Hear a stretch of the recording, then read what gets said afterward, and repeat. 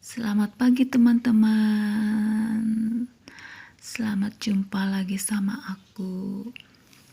Hari ini pagi-pagi ini itu udah mulai terang. Sekitar pukul 6:41 bagian tengah. Itu suara burung cuit-cuit masih di luar. Udaranya sejuk pagi ini. Dan sekarang aku baru bangun. Aku belum bikin sarapan, aku belum bikin teh kayak gitu. Aku mau bacain sesuatu untuk kalian. Habis itu baru aku ngelanjutin kegiatan rutinku tiap hari, tiap pagi. Masak-masak dan segala macem beres-beres. Itu anjingku aja, aku kasih bonekaku itu Mocha, si Mocha sleeping dog. Tuh anjing yang tidur aja kerjanya. Oke, aku mulai aja ya, gak usah pakai lama. Apa kabar kalian pagi ini? Sehat? Udah sarapan? Udah olahraga? Oke, kita mulai aja. Ini kayak konsultasi kayak gitu, psikologi. Judulnya Orang Tua Otoriter, Anak Jadi Minder. Aku bacain ya. Salam hormat Ibu Reni. Saya seorang ibu rumah tangga usia 23 tahun dan baru memiliki seorang putri yang berusia 1 bulan. Saya lulusan sebuah perguruan tinggi negeri di Bandung dengan gelar sarjana pendidikan. Secara akademik, saya termasuk pintar karena dari SD hingga SMA selalu masuk 3 besar. Bahkan IPK saya cum laude. Namun semua itu tidak membuat saya percaya diri alias pede. Justru semakin kesini rasanya semakin tidak memiliki percaya diri. Padahal kedua orang tua saya termasuk tokoh masyarakat yang terpandang. Rasa tidak percaya diri baru muncul di bangku SMP. Kalau bicara di depan kelas, suaranya terdengar gemetaran. Kalau guru atau dosen mengajukan pertanyaan pada saya,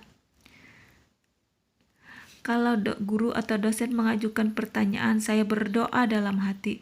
Mudah-mudahan saya tidak ditunjuk. Padahal saya selalu mempunyai jawaban atas setiap pertanyaan yang diajukan.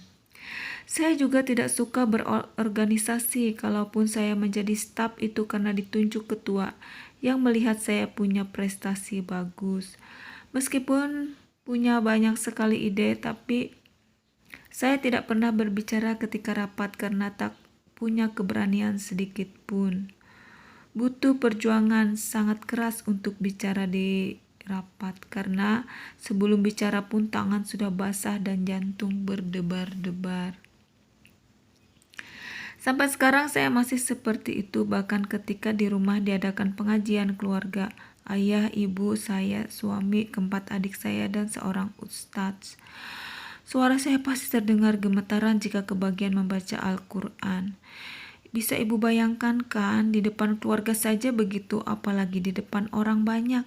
Bagaimana mau jadi guru kalau percaya diri saja tidak punya? Itu sebabnya ketika saya mau melamar jadi guru rasanya malas sekali karena sudah membayangkan bagaimana berhubungan dengan kepala sekolah dan guru-guru lain karena saya orangnya kaku. Kalau orang lain tidak mengajak ngobrol, maka saya tidak akan bicara dahuluan. Makanya saya sering disangka sombong loh, Bu. Ayah saya termasuk orang yang diktator dan galak. Anak tidak berhak berpendapat. Semua pendapat atau alasan selalu dianggap salah. Ayahlah yang selalu benar sehingga saya takut kalau berhadapan dengan ayah. Bahkan keluarga besar sekalipun,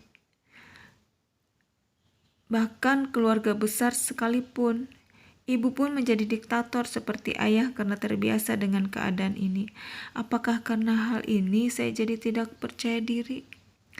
Bagaimana Bu saya harus menghadapi dan menyelesaikan masalah ini? Untung suami baik sekali, bahkan selalu mendorong, tetapi tetap belum menyelesaikan masalah ini. Ingin rasanya saya langsung bertemu dengan ibu di Jakarta, Nyonya YN di X. Oke, apa yang jawaban Ibu Reni ya? Dear YN, bila Anda merasa semakin lama semakin tidak percaya diri, ini disebabkan oleh semakin meningkatnya tuntutan peran yang Anda sandang sehingga membuat Anda semakin tidak nyaman dan menyurati saya. Bukankah bangun dasar dari rasa percaya diri adalah perasaan bahwa kita berhasil melakukan sesuatu dengan baik? Saat menjadi pelajar dan kemudian mahasiswa, tentunya bicara dengan orang-orang yang merasa asing untuk Anda. Menyampaikan ide atau gagasan di hadapan banyak orang bukanlah faktor utama yang memengaruhi pencapaian prestasi Anda. Ulangan pasti hasilnya bagus, demikian pula ujian-ujian di perguruan tinggi, karena pada dasarnya IQ Anda memang tinggi. Tetapi Daniel Goleman yang terkenal dengan teorinya tentang kecerdasan emosi atau EQ itu memang telah lama menemukan bahwa untuk mendukung keberhasilan di dunia nyata, baik itu pekerjaan, kehidupan sosial maupun berkeluarga, ternyata peran IQ cuma kurang lebih 30% saja. Selebihnya adalah hal-hal di luar IQ seperti EQ.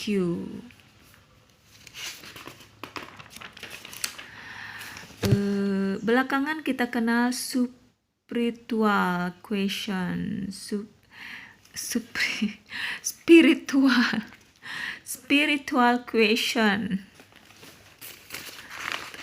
Makanya aku bingung kok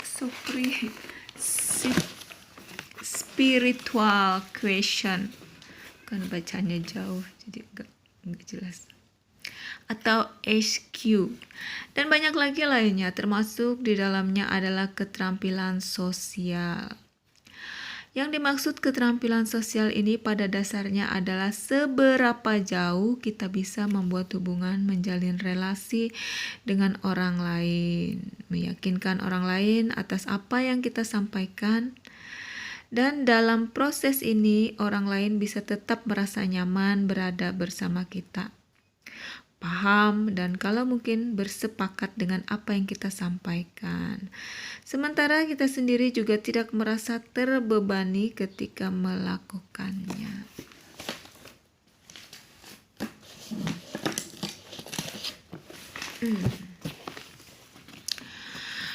Banyak orang mengira bahwa keterampilan ini utamanya didukung oleh keterampilan berbicara yang kemudian disalahkaprahi dengan istilah keren yang sering sekali kita dengar, komunikasi.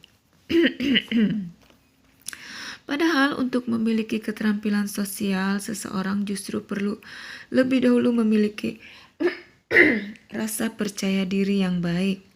Karena semakin percaya diri, makin nyaman seseorang dengan dirinya sendiri. Dan makin besar pula peluangnya untuk mengekspresikan dirinya pada lingkungan. Kita akan tak terbebani atau terhambat menampilkan diri dalam berhubungan. Bila kita tak terlalu merasa banyak kekurangan dan kelemahan dalam diri yang harus ditutup-tutupi.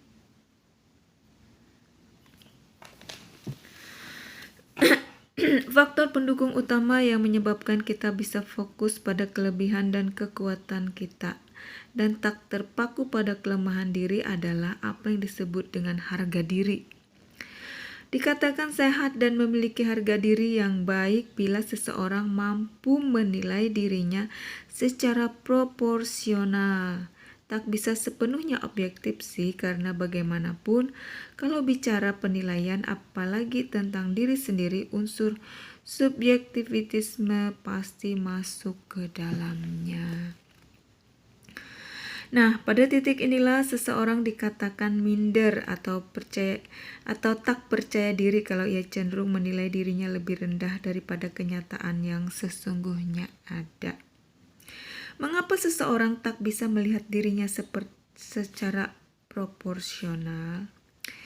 Memang benar yang Anda duga, Zheng Yan. Ini bermuara pada pengalaman masa kecil di mana lazimnya kita dibesarkan oleh orang dewasa yang cenderung otoriter, memaksakan kehendak, overkritik, dan tidak memberi kesempatan apapun untuk membuat kita bisa belajar mengekspresikan diri maupun mempertahankan gagasan dan ide. Orang ini bisa saja ayah, ibu, atau kedua-duanya seperti pada kasus Anda.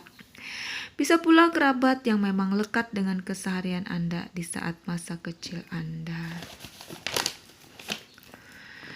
Sejak dini Anda belajar bahwa bicara tak ada gunanya, menyampaikan ide atau gagasan apalagi.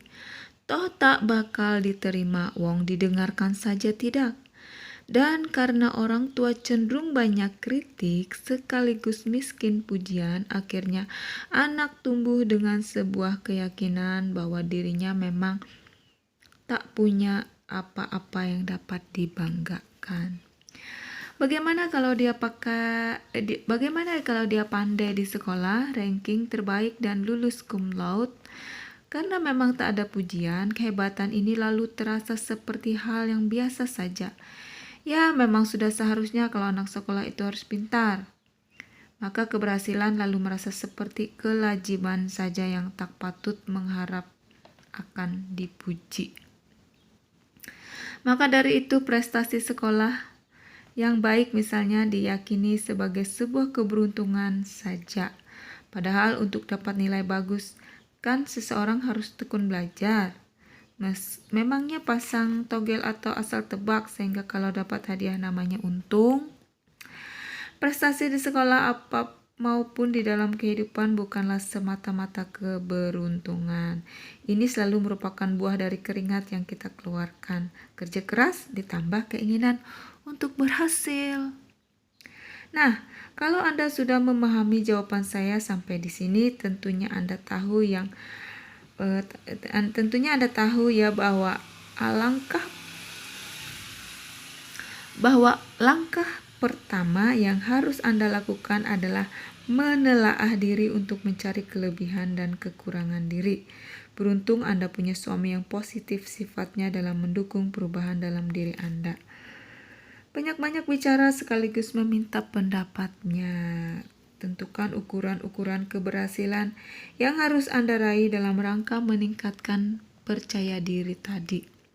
Minta bantuan suami untuk memberi Anda umpan balik dan juga pujian. Utamanya saat Anda berhasil memperoleh apa yang jadi target keberhasilan Anda.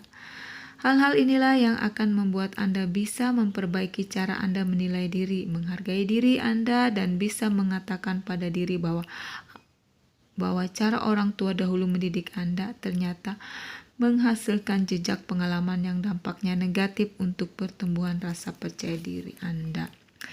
Ini bukan dimaksudkan untuk menggali dendam kesumat, sebaliknya malah untuk membuat Anda memutus mata rantai kenangan buruk di masa lampau itu, disertai dampak buruknya terhadap harga diri. Kini jadikan saja itu sebuah pengalaman tak terlupakan, akan tetapi tingkatkan upaya agar lebih banyak lagi pengalaman keberhasilan dengan memperbanyak ragam tantangan yang Anda geluti, sehingga peluang keberhasilan pun makin besar, keping demi keping keberhasilan dan rasa puas mencapainya akan kembali menjadi bangun dasar atau pondasi terbentuknya rasa percaya diri di dalam diri. Percaya deh YN. Tidak seperti tas, sepatu, ataupun perhiasan yang bisa diberikan orang lain pada Anda. Rasa percaya diri harus Anda raih karena tak bisa diberikan oleh orang lain kepada Anda walaupun orang itu menghendakinya sekalipun. Bila kelak Anda sudah makin percaya diri dan makin nyaman berhubungan dengan orang lain, mestinya Anda bisa lebih bernyali untuk berinteraksi dengan ayah dan ibu. Kali ini dengan perasaan kesetaraan yang lebih sehat. Nah, bila sudah bisa melakukan ini, saya yakin orang tua Anda pun akan belajar pula bagaimana cara merespek kemandirian Anda. Dengan demikian, Anda tak perlu harus selalu sepaham dengan orang tua. Dan saat terjadi perbedaan pandangan ataupun perasaan terhadap sesuatu, itu sama sekali tidak berarti Anda sedang melawan mereka ataupun berlaku kurang sopan pada ayah dan ibu. Perbedaan mestinya dianggap sebagai hasil dari keragaman, sebagai individu yang memang selalu unik karena tak ada duanya. Satu lagi jeng, ini bukan proses yang mudah apalagi cepat, sedikit demi sedikit, dan pada awalnya pasti membuat perut sering mulas tanpa diare, karena namanya juga memulai kebiasaan yang baru. Tetapi saat Anda berhasil melakukannya, pasti Anda akan punya keinginan untuk terus-menerus melakukannya. Bukankah nyaman rasanya bila kita punya banyak kendali atas diri dan apapun yang akan terjadi bisa kita yakini sebagai hasil dari keputusan yang kita ambil. Selamat mencoba dan jangan cepat putus asa ya. Bila sudah makin percaya diri dan bisa lebih lancar mengekspresikan diri, telepon ya kalau ke Jakarta. Kita rayakan keberhasilan Anda meningkatkan rasa percaya diri dengan makan siang bersama. Setuju? Selamat memulai upaya Anda. Salam sayang. Oke, sekian aja ya. Aku sekarang mau mandi. Mau mandi dan sarapan juga. Masih ngantuk ya bener. Okay. Have a nice day. Have a wonderful day today. Selamat beraktivitas, selamat bekerja.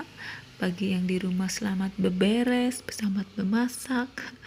Selamat mencintai sesama. God bless you. Love you always. Bye.